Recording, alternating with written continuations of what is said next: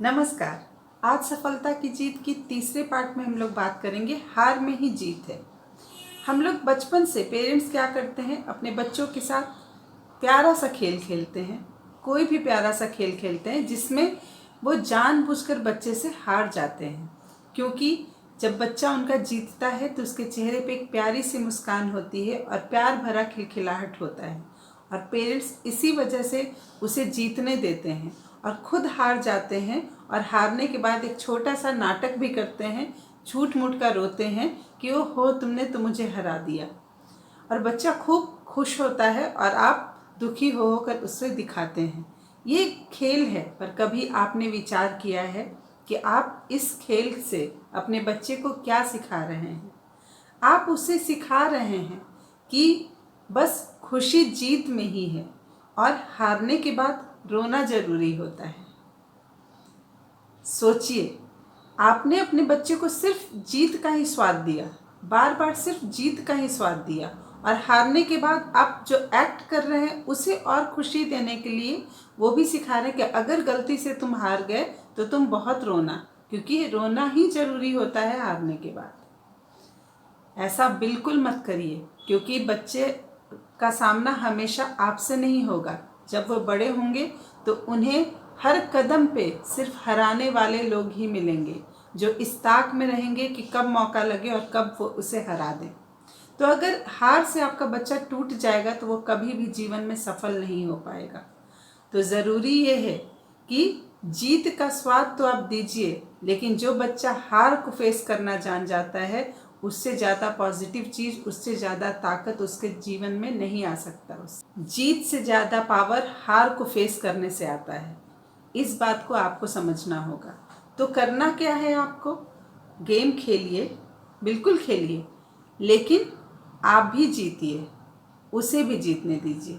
और जब आप हारते हैं तो हारते वक्त बिल्कुल भी झूठ मूठ का रोना नहीं करिए। बोलिए, उसे बधाई दीजिए जीत की, और बोलिए कोई बात नहीं, मैं और कोशिश करूँगा, अगली बार तुमसे जीत कर दिखाऊंगा।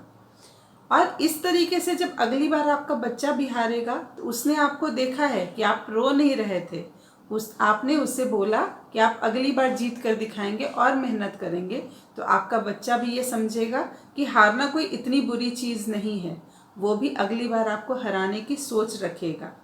और धीरे धीरे जब ये चीज़ें बार बार दोहराई जाएंगी तो बच्चे के दिमाग में ये चीज़ बैठ जाएगा कि जितना हार इम्पॉर्टेंट है उतना ही जीत भी इम्पॉर्टेंट है। दोनों चीज़ें साथ साथ चलती हैं। अगर जीतना है तो हार का सामना करना ही पड़ेगा। अगर आप देखेंगे कि जो व्यक्ति असफल है अपने जीवन में, उसने अपने पूरे जीवन में हार का सिर्फ एक बार सामना किया, क्योंकि एक बार वो हारा और वहीं पे रुक गया। उसके बाद उसकी हिम्मत ही नहीं हुई, इतनी नेगेटिविटी से वो भर गया कि उसमें कोई भी क्षमता ही नहीं बची कि वो आगे फिर बढ़ सके। लेकिन जिसे हार कर जीतना आता है तो वो क्या करेगा? हारेगा, फिर कोशिश करेगा, फिर जीतेगा, फिर हारेगा, फिर कोशिश करेगा, फिर जीतेगा।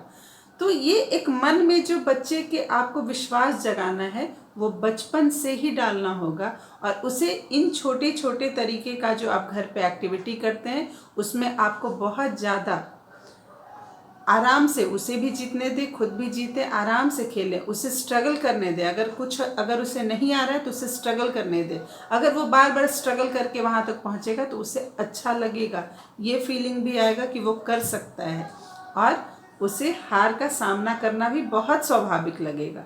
जितना जीतना स्वाभाविक है उतना ही हारना स्वाभाविक है। ये समझाना आपका कर्तव्य है।